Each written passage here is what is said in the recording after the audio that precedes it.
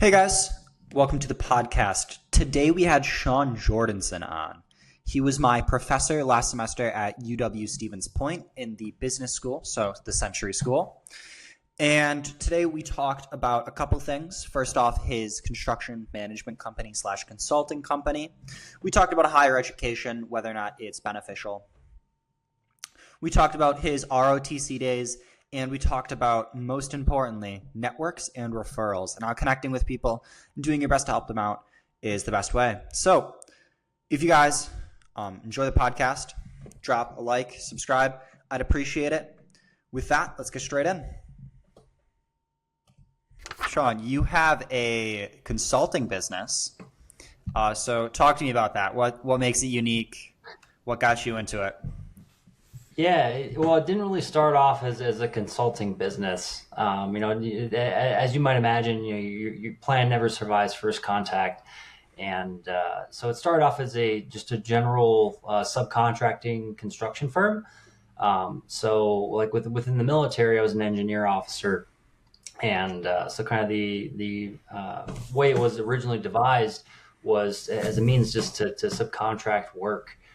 There's a lot of requirements that the Army Corps of Engineers needs, and as just a veteran and someone who owns a veteran business, you can apply for being a veteran-owned small business, which means they're going to give you small contracts that only you can compete for and nobody else can. So it's just a very unique market space that I knew that only myself and I have a business partner that we could compete in. So it was a very easy way to get in.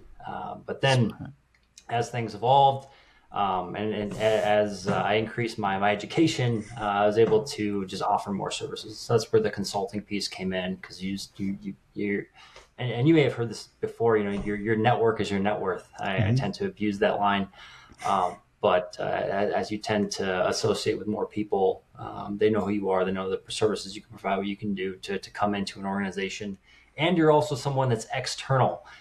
So that there's a real value in that. So when you're going in from the outside perspective, sometimes it can be difficult for, at least on the employee level, to trust you. But from the organizational perspective, what they're looking for is just unbiased feedback of just how things are working. And so you can go in, you can just see how an organization's working and functioning from the ground up. It's nice because there's less biases. Like when you're in a company, even if you don't realize it, you have a bias towards something, whether it be like you're on the marketing team, so you care more about the marketing team, or you're in sales, so you care more about sales or operations or whatever, right? It's nice to not have as much of a bias there. I was kind of curious though. You said so there's contracts that only veterans can like compete for. So how does that work? Yeah. So and there's a whole slew. So within the contracting sphere, there's like women-owned small businesses. There's disabled veteran-owned small business, which is one small contract. A veteran-owned small business, just being a small business versus a large organization, you'll get a set-aside contract. And then there's hub zone contracts, which means you exist in an area that it's of low economic prosperity. So there's certain areas they deem a hub zone, and so if your business exists within that zip code, you would also qualify for set aside contracts from the either federal or state level, because they're trying to increase and drive small business versus large corporate businesses that can usually support the type of infrastructure. Is that so? Is that primarily construction, or do you know if that like goes elsewhere? So like into other industries. So it's really whatever you classify your EID as, and really once you devise your organization, you can really spin it off to be whatever you want it to look like. But so SAMS, like on the federal side, SAMS.gov is where you'll go for most of those contracts. But every state as well, even many counties, will also offer something very similar, because they're looking to just appoint subcontracted out and find the whoever the lowest bidder is to solve something within a small business realm. But it's kind of a double-edged sword too. Some just want to get the job done, so they're going to go to a bigger company they know that they can do it, and they won't do a set-aside contract. So what I'm talking about here is just set aside. You can only do that, and so they're basically allocating a certain, what we call it, a color of money, but within like the federal budget, a certain portion of it is allocated just to these set-aside contracts, which is what I exist in, kind of the market I compete for. Okay. Is that because I know you essentially do it part time, if I'm correct. So it's not as big of like a growth thing. Would that be an issue if you wanted to scale as a business? Or is there enough set aside there to grow? Being frank, I make more doing that than I do in my other careers. So it especially in the construction realm, you look at profit margin right now, it's roughly 8 to 15% per job. So it's fairly high and fairly lucrative for what you look to do. But with me, I enjoy education. I enjoy just working with students, and so for me, it's solely a part-time thing, but could easily scale if need be. And yeah, I've been pushed to also look in different directions, kind of move toward from the government and commercial side to the residential sector, which is just a new market for us to compete in. But with that, there's a lot of risk too.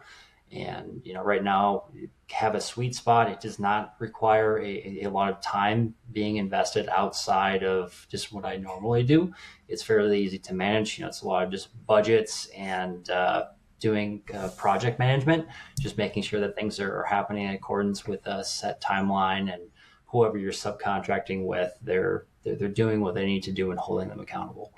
Smart. I also wanted to ask, because on your website you have a term coined critical path method, CPM, and it just says our critical path method planning helps manage changes and keep your project on time and at the lowest cost possible. What? Talk to me about that. I don't know. Yeah. So that's all in really in the construction management process. So as we look to devise like a project scope and find something that works for whoever we're going to work with, the critical path is essentially finding what's critical, where can we trim the fat. So you can have multiple things going on at the same time, but there's some things that can only be done in a step. So if you think of a construction project, you're not going to start bringing in and doing the framework before you have the foundation of the house poured, right? So that step is critical in the pathway.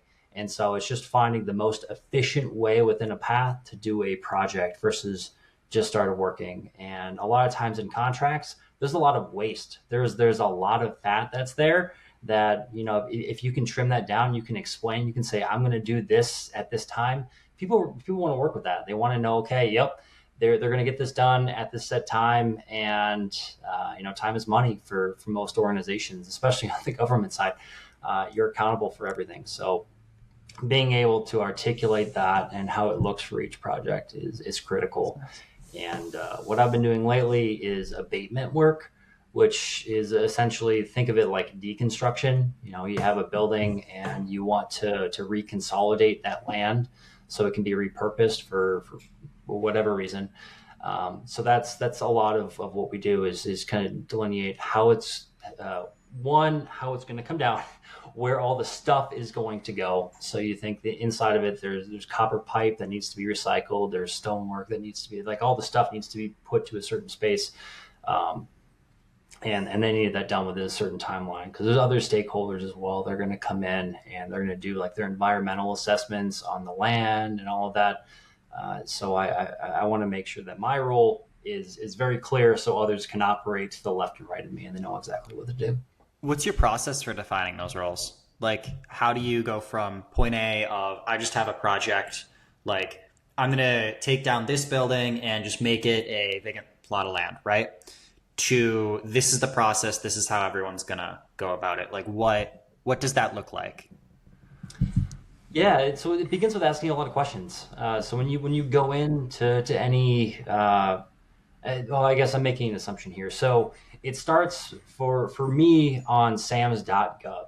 That the very first step for me is winning a contract and saying, "Yep, the government wants to work with you," or "Yep, there's someone that wants to work with you." Whoever the contracting agent is going to be, I'm just saying the government in this case. But you're going to have that that set agreement saying, "I'm going to work with you." You're past that. Now you want to learn, from the bid side, how long it's going to take and justifying the hours and what's going to work. So it's asking a lot of questions. It's really being very deliberate. And sometimes you can get to the front end of this, kind of with how it, like if you know somebody that needs a project done, you can talk to them beforehand. But if you're just an aimless user, that's especially when I was just starting off, you're just applying for contracts, then you need to have that set up. But once you have that in, you're asking a lot of questions on finding out, what do you want the scope to look like? How soon do you want it to come down? What do you mind if we use X, Y, or Z? Because really, I'm not doing it; I'm managing it. So I'm pushing it out, and I'm finding people to do certain things. So I'm going to need a crane crew to come in and demolish the building, or a dozer, or a Hi-Ex. And so, do you mind if we bring X, Y, or Z onto your property? What do you have for county environmental regulations? Do you have a legal team you're currently using, and kind of getting just having base discussions with them and finding out exactly what they want that process to look like, and then delineating it. So as I mentioned earlier, setting up the critical path, saying we're going to do this in this systematic order. And at the end, within 20 weeks, you're going to have a house built. Do you have to, if you have a environmental and you have to sign paperwork to say I need to work here or do whatever for an how do I phrase this? There's paperwork associated with it, right? Do you personally have to do that, or do you have your subcontractors do that? No, so they're going to be the ones to ultimately sign off on the risk because they're the ones operating on the land. It's my job to make sure that they do it, and they're not going over what they need to. So you want to make sure you find reputable subcontractors and people to do the work. But at the end of the day, they're the ones taking all the risk. So there's not much from my end. It's just managing the process, which makes things pretty easy. But from their level, they absolutely have to, and it's they're depending on the county usually is what you want to look at, or state. They have certain laws or regulations that you have to abide by to make sure that if you, especially for runoff in particular, like soil erosion, things of that nature. As I talked about the latest projects, things getting demolished, you have to be very, very thorough in terms of disposing any bad material. And if you're going to moving dirt from point A to point B, you have to classify that dirt. It has to all be tested. And so they're the ones going through and doing all of that. You want to think of it as the paperwork. You're setting it up, so you're making sure that it gets done, but you're not doing any of it yourself. It's that whoever you're piecemealing it up to. What's the hardest part about working or what you're doing then in terms of the management side? What are the struggles that you typically run into? Yeah, so it's finding reputable people to work with. That's the big thing, because I'm not doing the work myself, and I'm just bringing in people for the job. So the hardest part is just finding the good people that you can rely on, because especially I don't operate in the same areas over and over and over again. It's usually a new spot every single time based on the job. And so you're piecemealing them in to fit that that critical path. So if you say that we have to have the building torn down on this date, you're finding a person that will get it done within that timeline. And then, the next person has to be ready to go and take it from point A to point B. So you're not doing it all yourself. You're just adding in different variables as you go through. Okay. But that's really the hardest part. And then having tough conversations with people that are just not performing is also very difficult. You never want to put yourself in a situation where, you're at a deadline and you need to be, your path can go sideways. Sometimes that'll happen, weather especially. We've gotten a lot of rain over the last, which is not necessarily a bad thing for the community, but in terms of construction efforts, it's tough. And so, some things you can account for, But people that show up drunk to the job, people that they're not communicating. They have a lot in their heads, but they're just not communicating things with you. Or they're saying, "Oh, it's fine," but they can't articulate what that looks like. You have to have very clear, concise communication with them, so they don't shut down because they need to work for you. But at the same time, you want to get a different result from them. So that tends to be some of the toughest things that I encounter. Balancing emotions with like colleagues and like just people that you're working with in general is really difficult because there's such a fine line. Because you don't know where to be like, listen, dude, I totally get it. I understand like it's a hard day, but like we also need to do the work. We can't just sit there, right? How do you typically deal with that? Like what's your go-to? If someone hops on the job site, is having a terrible day, isn't working, just kind of sitting there, and it's like the fifth time in a row, what would you say to that individual? Well, by the time I finally notice something, because I'm detached usually from the site itself, so I'm kind of in the clouds, just making them send me photos and requesting just like video updates and things. But when I can see that they're not performing, yeah, it's being very clear, pulling that management team in and saying, hey, one, I could risk losing this contract, and thus you're going to risk losing it if we don't fix this. So I need X, Y, and Z done. Um, and then that those can be very tough conversations to have, and because they're usually prideful, and in the construction management field, you can get people that vary. So they can have a college degree, and they actually went to school for engineering, and so they're usually okay. Yep, I understand, and they're very articulate. They can pick up your message and run. But you also have some very emotional people, and these ones tend to be the ones that they maybe inherited a construction business from their parents, or they built an organization from the ground up and just kept scaling, and so they're very prideful in their work. They're just not getting it done, and so you need to just articulate to them that you need something done in a more specific manner. And from my level, it's yeah, especially time is valuable, so I don't always have that right answer right away. So I want to make sure that when I am having a conversation with them, I can speak to those variables. I know exactly what's there. So usually if I see something, even on like a video call, or they send me a photo and I can see something's not getting done, they're telling me it's not getting done, I'm going to wait a second. I'm not going to give them the quick emotional response. I'm going to detach. I'm going to get my talking points together. I'm going to reach back to them and be very organized. And, from my level, speaking to them on this is what I need from you, and delineating how that looks. Yeah, I definitely think it's more important to get the information first. Like if someone's having like sitting there and just not working, 9 times out of 10 there's a reason for it, and you can solve that reason instead of just being like get the work done, because that's only going to cause issues later down the line. Yeah, 100%. It's often quite difficult, especially if you get to a point to where you can't course correct. You're kind of going up a creek without a paddle, right?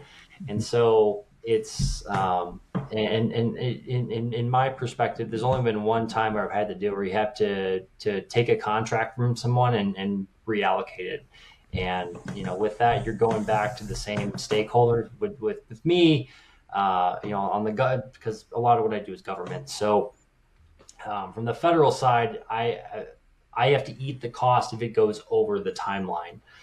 They make me pay into that. So it's something that we want to be very diligent about how we do it, when we do it, and how it gets done. But if it's not there, it's not there, and you just need to call it before it's too late, because oftentimes it's going to set the entire project back. And when you have it, it's so concisely organized. So you have different people coming in at different times based on your project scope and project plan. That can be very, very dicey, because then you have to go to everybody else who's already made plans in their calendars, and they're usually booked out, several weeks in advance, for how that can look. So you really have to be quite thorough. And oftentimes the summer months are the building months for construction. So, that just further exacerbates the plan, right? It's not as bad necessarily in the winter because people can be more flexible, but in the summer months, it's critical because everybody's working, everybody's taking advantage of, just the increased daylight and the nice working weather. And it's the best time to get it done. Yeah. So being summer, I'm sure that's really nice with being a teacher. So for those of you who don't know, you work at UWSP as a professor as well for specifically the business school. I'm 95% sure. Okay. Uh, so you taught my, it's business organization, I think is what it's called. Yeah, organizational Yeah. behavior. Yeah. Okay. Yeah. Something along those lines. So, I guess I've been talking to a lot of people about this, including Kevin Newman, so the dean or assistant dean. So, Yeah. is school worth it with increased costs? What's your take on this? Absolutely. So it's something, I'll tell you, I'm biased, right? I'm a professor, so you can see it from that level. But the students tend to reap what they sow. So you will hear the con argument from students saying, "Well, I went to school, but I didn't come out with X, Y, or Z." But from our internships alone, which is part of the process, there's a 90% job placement rate from their a job offer rate from the internship. You may not choose to accept it. You may have other like competing offers and things on the table. But if you do exactly what you're asked to do going through, at least on the business school process, you're going to end up with, an 85 to 100 or $100,000 starting salary. Oftentimes more depending on what you do. But again, you reap what you sow. So, the best and the brightest students, they're putting in the extra time. They're reading the textbooks that are given. They're engaging with the professors. They're getting letters of recommendation. And I know coming in, it can be difficult. Students, we have all a wide range of students. So, from the professor level, there can be a bit of a disconnect because, you want to cater to all, but you're going to have your high performers. You're going to have your ones that they're definitely deserving of the extra attention. They're going to go places. So you want to make sure you foster those relationships. They're asking you questions outside of work. They're sending you emails, things of that nature. Like you're being responsive to them. You're engaging with them. You're making sure they're set up for lifelong success. If they have questions, hey, come and meet me during office hours and take advantage of it. There's also some students that it's foreign to them. That the thought of, there's like a power dynamic of, that professor has an office and I have to go meet that professor in their office. Student A would, think that's a really, really good thing, but student B, it can be quite daunting. And so it's finding different means and different ways to connect. But, to go back to your question, is college worth it? Absolutely. You look at the trades, there's money in the trades, but there's also a lot of risk, particularly to your body. So when you're looking at your knees, your back, your hearing, there's a lot of risk to your body versus a college education. Usually you have some blue collar work. It's a lot of desk jobs, which some people may not want, but you're looking at lucrative, high career or high paying, oftentimes management positions right from the get go. And so, I mentioned this. This is one of my main points of if you reap what you sow.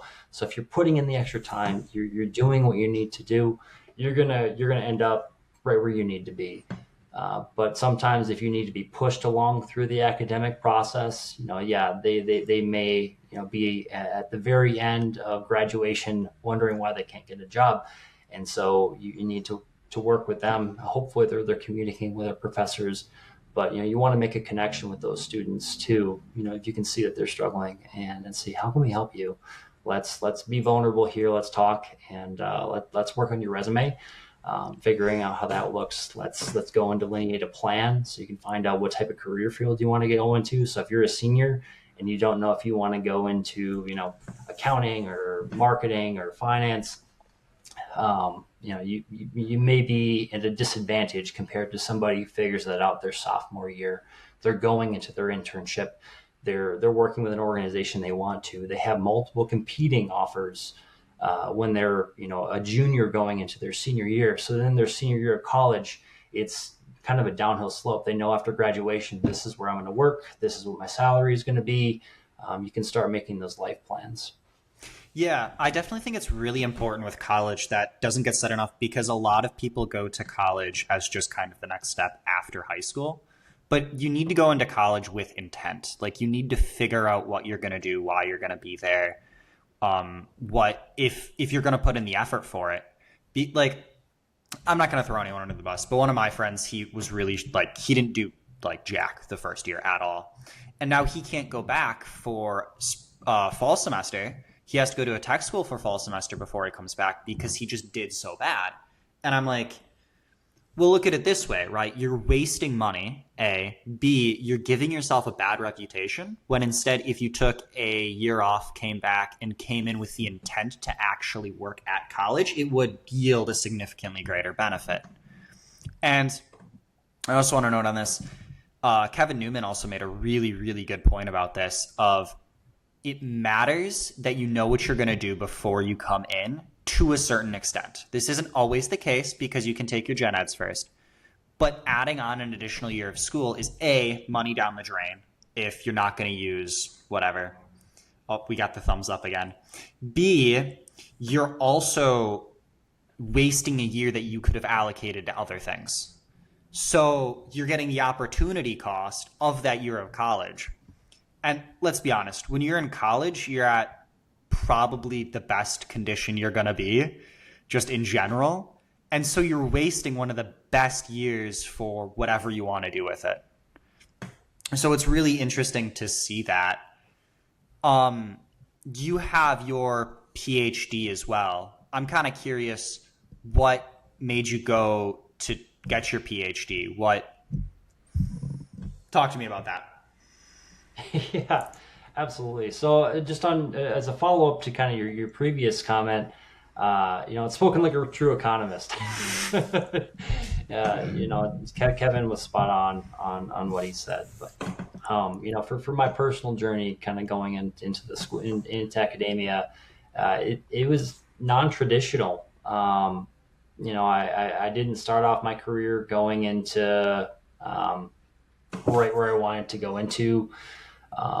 I was a wrestler in college or in high school. And so when I went off to college, I went off first to a school out in Ohio. And I wrestled for a year and a half. I ended up realizing that it really wasn't for me. And so I had to make a transition. I went from Ohio back to Minnesota, which is ultimately where I got my degree. But with that, I need to find a way to pay for school because when I was going for wrestling, I at least my costs were mitigated. But after that, I didn't really have much for scholarships. There's a lot of me putting in my time. So I used ROT, the Army Reserve Officer Training Program, to pay for my education. And so there's an obligation that happened after that, but that's really what opened a lot of doors for me. Because they paid for my education from the get-go. So when I left college, I didn't have any debt. And even going through college, I got a living stipend. So I had money to play with. I didn't necessarily have to put in like labor hours for. I didn't have to go work a 40-hour-a-week job. So I could dedicate the time I needed to my studies while I was there to make sure I got done when I needed to. And then, so it was a very unique situation too, because right when I graduated, Amazon was scaling, and they were growing their own organization, and so what they were looking to do was really hire military veterans. And I was not a veteran, but I had because within any job posting they have a set list of requirements. Most of them are just wants. But one of them, they wanted a college degree, and then they wanted military veterans, and they had a whole list of things that they wanted. Well, I kind of played both fields. So I played the fact that I was in ROTC. I used the military card, didn't have veteran status, but did have the military card. So I did understand kind of, because as you're going through ROTC, they give you kind of a base framework and knowledge, and start to build up your leadership and management experience before you go in. But so at the very end, I had a nice salary offer going to work for Amazon. And so I had a decision to make roughly April, March, late March, early April of my senior year of where was I going to go after college? Was I going to go full-time military? Because I had the option to do so, or I could have joined the Army Reserve. And so I joined the Army Reserve, and that allowed me to work for Amazon. And it was kind of the best of both worlds there because the Army Reserve allowed me to work anywhere in the country. And Amazon, when I started my career, I moved all around the country. I started off in Virginia Beach, went over to Las Vegas, then Chicago, and Minneapolis, which is where I finished up at. But during that journey, I was also able to knock out my MBA, and Amazon paid for that. And so that was the next leg in my journey. Shortly after that, I had leaders on the military side. His name is Joe Riccardi. He's a major general right now, but he's a good friend of mine. And Was that the one that came to class? Not to cut in, but was that the guy who came to class? Or no? No. Oh, Well, that is okay. a friend of his. So, Okay. I spoke earlier, your network is your net worth. Through General Riccardi, I met General Baker, who I brought into the class. Okay. Yeah. That's what it was. Sorry. But yes, Not to cut in. I so was just curious.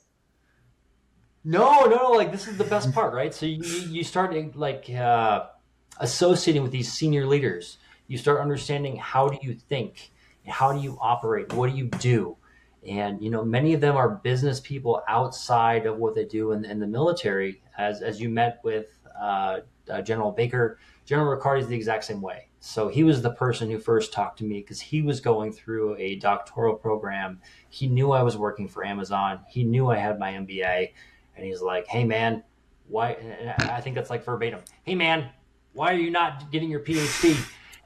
In kind of like a Chicagoan accent. Uh, but he convinced me to look into the process, and so I was looking at a few different schools, and I ended up going to the same school that he was currently going to. But it was at that point, and this was roughly 2019, 2020, or like the year that COVID struck, and so I was kind of at a what do I want to do with the rest of my life kind of career pivot. And so I realized at that point that I wanted to get out of industry. So I was working for Amazon, and I said, okay, yeah, it's about time, because things started to get kind of crazy there too. Everyone was showing up every day giving, I was spending more of my time giving my employees COVID swabs than I was managing the process. But I was still I had to be accountable for everything that happened inside the building and the process that was going down. And so it was just a really weird time to be in Amazon. And I had the ability and latitude to go and do something different. And so I just did. I leapt back into academia. I finished up my PhD. So I was able to do a fellowship through West Point, which is out in New York. And my real first academic job was here at Stevens Point. So you're getting me fairly fresh into my academic journey, but I love it. It's been very good to me, and I really can't complain. And you spoke with Kevin Newman earlier. He's a great person to work with and work for.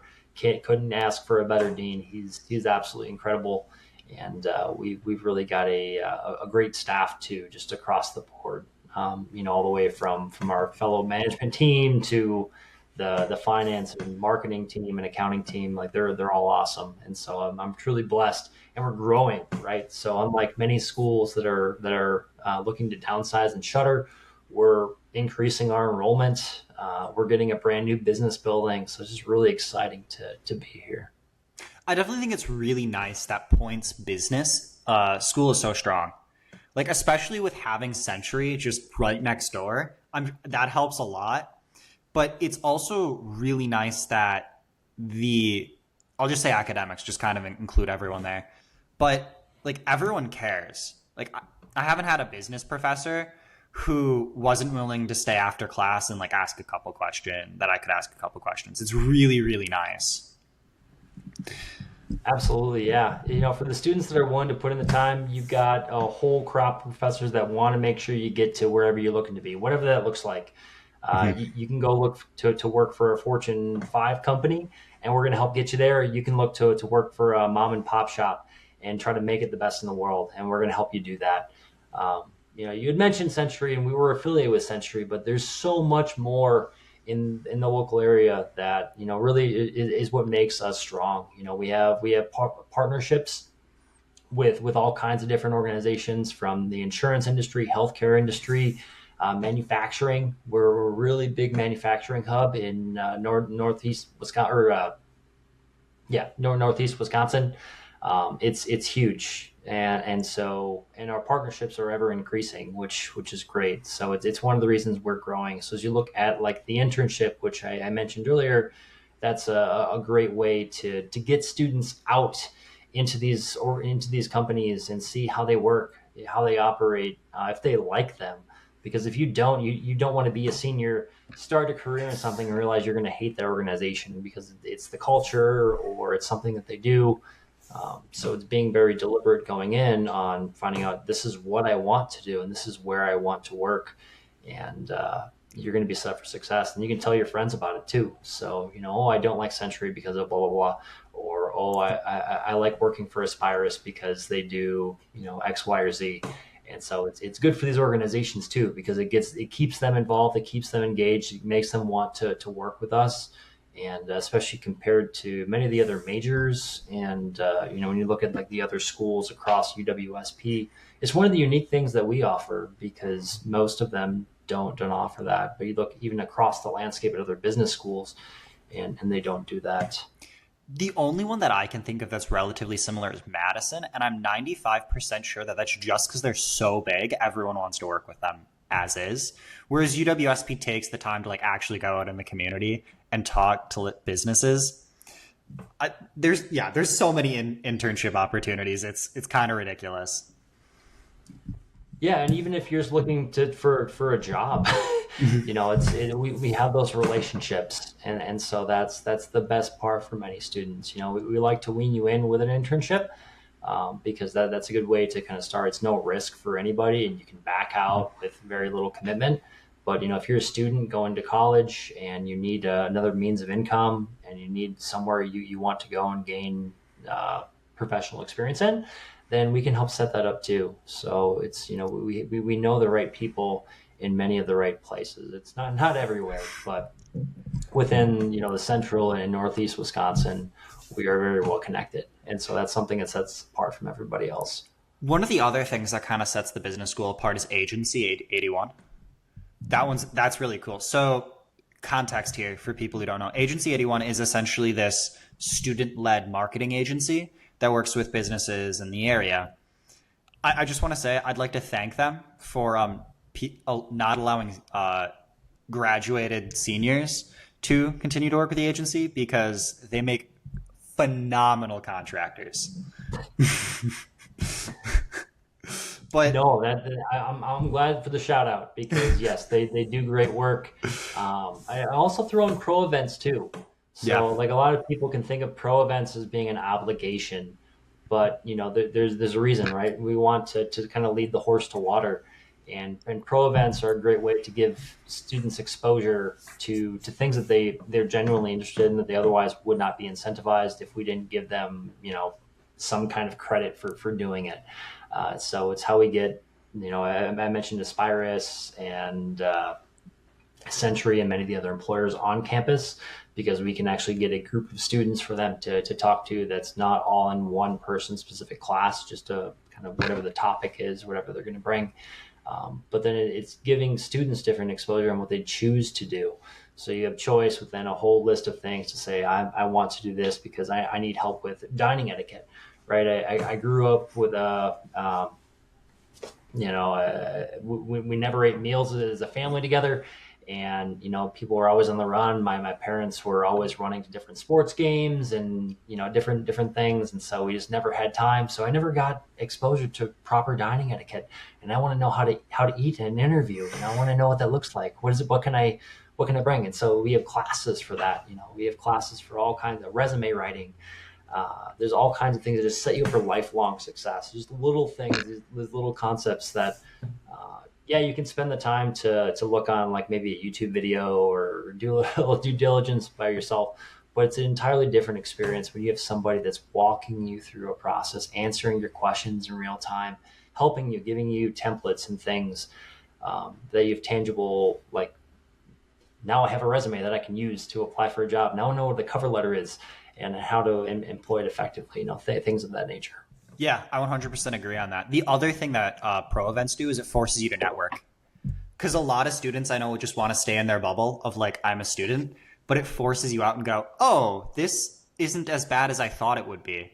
Like, especially I know my first networking event, it was so difficult to get out there because there's just like 15, 20 people, none of which you know. And you just walk into a room and you're like, what's going on? How do I talk to people? But you do it a couple times, one or two, and it gets better and it gets better and it gets better.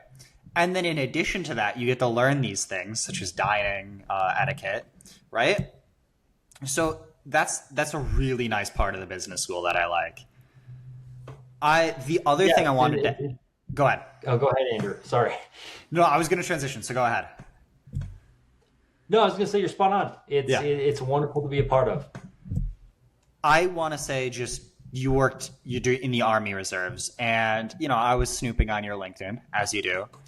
But before I kind of ask you how it's helped you in business, how it's helped you in being an academic, teaching, I just wanted to list off a few of the accomplishments you put on your LinkedIn.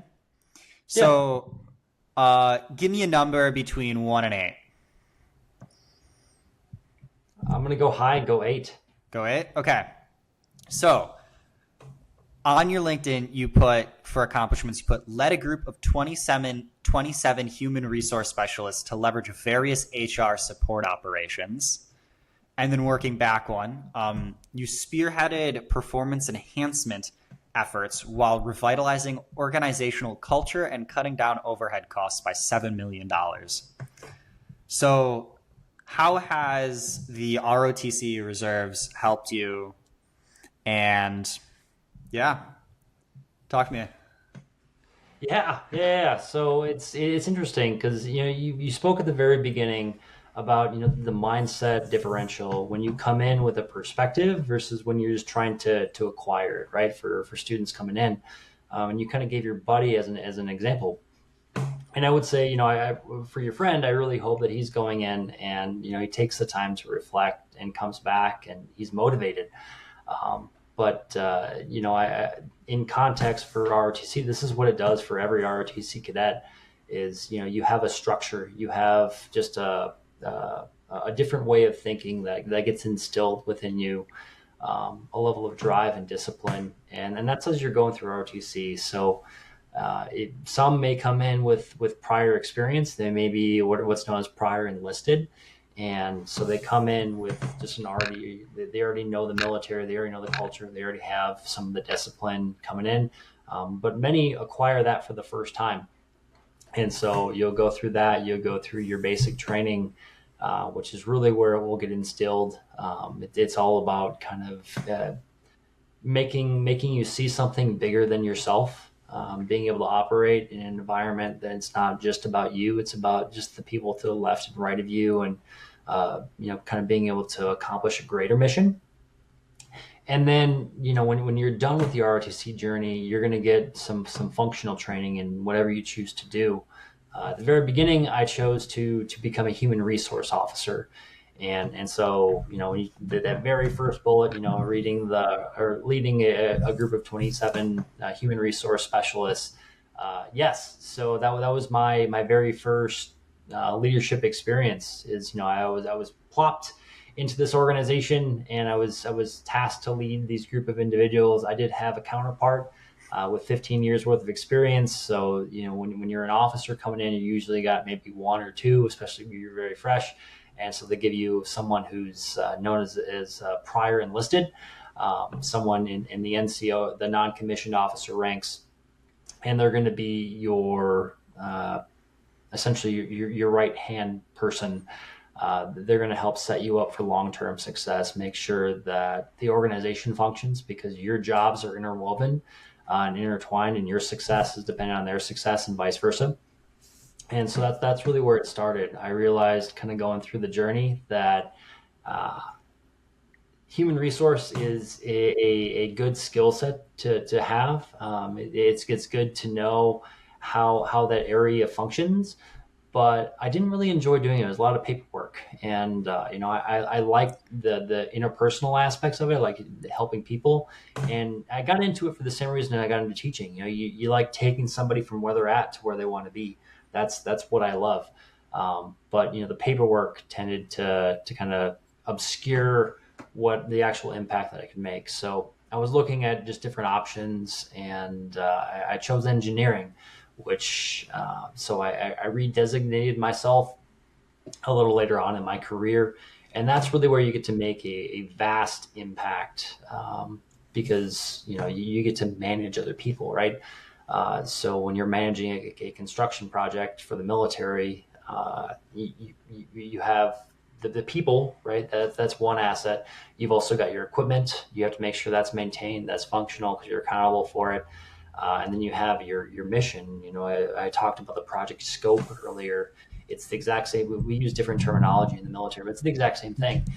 You want to make sure that it's getting done within a set timeline and within a set specifications. And as long as you can do that, you're going to be very successful, and you're going to make your entire team very, very successful. Yeah, I'm sure HR really helped with that as well, because in HR you have to learn a lot of people skills. And one of the things that you have to do when you're managing a project is you have to have people skills. And I need more HR training. I'm not going to lie. I need more people skills. But I'm sure that helped you in that respect. Would you say that blending those two plus ROTC is kind of what got you to where you are? Or what would you say are bigger factors in what got you to where you are right now? Yeah, I would say it definitely played a vital role. So we spoke about networking, and so when you make a impact on somebody's career, people tend to know other people. So when you do a really good job, people, just like in business, right? They're gonna call their friends. They're gonna tell their friends about you. You're gonna have more work than what you know what to do with. And so, like, when I'm on the military, when I was a lieutenant, which is the youngest, or the lowest of officer ranks, I was being referred to generals. And so that's like when I'm talking about General Riccardi. I brought in General Baker. If you check LinkedIn recently, there was a General Link, who I'm very good friends with. She just promoted. You become associated with these people because people start referring them to you, and so people begin to know you by name. And so you're not just a lieutenant. You're Lieutenant Jordan. You're Sean Jordan. Hey, can you help me out with this? I need you to fix my retirement points, or I need you to fix my blah blah blah. And or I've got this other person that I really want you to help because I know you do good work. So what can we do here? And so when you become very competent at your job, people want to work with you. And so that aspect of it, but really on the network piece, that's really what allowed my career to flourish on the military side, because people started to associate me with kind of a brand name. And so I started getting plucked for just very well-known assignments, just things that are in need. And they're like, hey, it's going to be tough, but I know you're the right person to do it, and I'm going to give you everything you ask for. Just make sure it's within reason and be able to articulate it. And it's like, yes, sir, I got you. So it's just being able to delineate what you need and what you require, and then asking for it and building yourself up around a really good team. I've been very fortunate, whether it's the environment that you create, or what you inherit, or what's there. But I work for some incredible teams and with some incredible people. And every organization that I worked with, it's usually, at least in my eyes, which is slightly biased, better off leaving than when I entered it.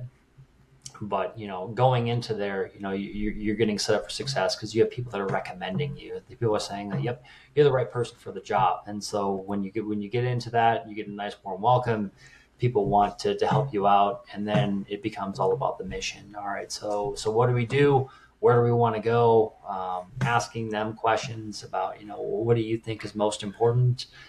what are some of the most critical issues, and you have to be able to sniff some BS, because sometimes people try to kind of bring the wool over your eyes, but as long as you can you can get a good understanding of kind of what are the critical issues, what's going on, how can you help, you can really make a considerable impact, especially as a leader in the military, because you have a lot of control, at least over budgets and orders, and you have latitude to get things done. Yeah. The network is your net worth thing is arguably one of the most important things that I've learned. I would say that paired with, so how business works, and this is just kind of what I've learned from a couple different things, is what you do is you provide value to someone. So you help someone in X. Let's say you're selling like a toothbrush, right? You're helping someone brush their teeth. That's what you're doing. And then you charge a percentage of what it provides. And the lower percentage, the more people want to work with you because it provides more value. And so in your sense, what you're saying is I helped provide as much value as I possibly could. I was as helpful as I could. I helped improve this as much as I possibly could, given what I was given. And people liked that. And so they started referring you. And like that's one of the most valuable things, no matter where you are, of help as much as humanly possible. Like people don't understand how much that affects not only how you're perceived, but how much people want to help you. Yeah, it becomes kind of a self-fulfilling prophecy, because when you can help other people, they feel that, and there's like an emotional component to it, and it's good for both sides. So you're doing good work and you're making sure they're taken care of, but then you know that at the very end of the day, if you need something, they're going to take care of you too. And the military, we're fortunate to work with a wide variety, even within the very base structure of backgrounds. So you can have someone who has a specialty in logistics, someone who has a specialty in engineering, someone who has a specialty in IT. We call it signal, but it's IT, right? Or intelligence, kind of where they're doing kind of deep research on we'll say critical threats. But they're able to do that deep scale research. So even if you don't need them to use it for that function, you can repurpose it and ask them to do something else. They're going to give you good work and a good product. But you're able to really make an impact on those people, and everyone's got friends.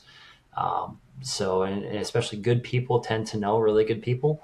So if you are that person, then people are going to rely on you saying, hey, do you have a person for this? And so I've been very fortunate where like all of my direct reports, they're currently in commands right now. We call them platoon leaders, but it's basically your first assignment that you come into a command. And so I'm one of the first people they call up to pluck from when they need to fill their ranks, which is very rewarding for me, especially to have a group of friends, being able to say, hey, Joe, yeah, I did your eval last year, but I need your help on this. And they're always willing to help you out because they know that you're a good person. You've always had their back and they've got yours. And so you get to learn their life stories too. So you get to learn a little bit more, kind of, especially as you talk to really the people that matter. A little bit about their families, what they do, because on the reserves, you have people that have very, very diverse civilian skill sets, which is ultimately how I landed in education here, at least at UWSP. So there's another faculty member that's here that same mentality, and I was able to work with him. He was our chief of operations and developed a good rapport. As soon as the job posting for UWSP opened up, he's like, Sean, you're the right person for the job. Apply for this. And the rest is history. So I've been very fortunate in just a multitude of different realms because of the very same skill set. Yeah, I'm happy to hear that that's the reason you're at UWSP. It's very fortunate. Yeah. I wanted to just kind of wrap it up of enjoyed the conversation. Where can people find you? Like, what links do you want people to know about you at? Yeah, so either ResoluteSolutionsLLC.com, if you're looking for help on the construction side, or just on my general LinkedIn page would be the easiest, or shoot me an email. I prefer that over phone calls. We'll get to that point if necessary, but please just reach out if there's a way I can help, and we'll make sure you're set up for success. Absolutely.